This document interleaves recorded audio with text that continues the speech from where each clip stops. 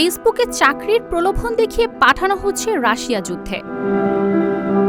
দক্ষিণ ভারতের রাজ্য কেরালার পজিহুর গ্রামের ডেভিড মুত্থাপান গত বছর অক্টোবর মাসে ফেসবুকে একটি বিজ্ঞাপন দেখে। বিজ্ঞাপনটা ছিল রাশিয়া নিরাপত্তারক্ষীর চাকরির। বিজ্ঞাপন অনুযায়ী নিরাপত্তারক্ষী হিসেবে কাজ করলে মাসিক বেতন দেওয়া হবে 2,04,000 রুবেল।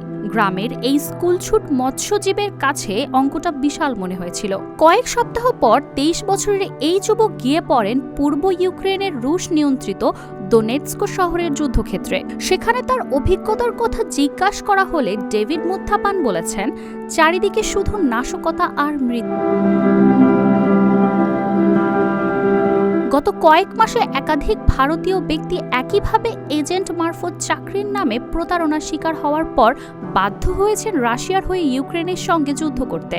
ডেভিড সহ কেরালার এক ব্যক্তি এবং আরও কয়েকজন ফিরে আসতে পারলেও অনেকেই এখনও রাশিয়াতে আটকে রয়েছেন বলে অভিযোগ।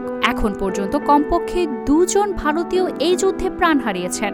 ভারতের পররাষ্ট্র মন্ত্রণালয় জানিয়েছে, প্রতারণা করে যুদ্ধে যেতে বাধ্য করা ভারতীয়দের ফিরিয়ে আনার জন্য রাশিয়ান কর্তৃপক্ষের ওপর ক্রমাগত চাপ দেওয়া হচ্ছে।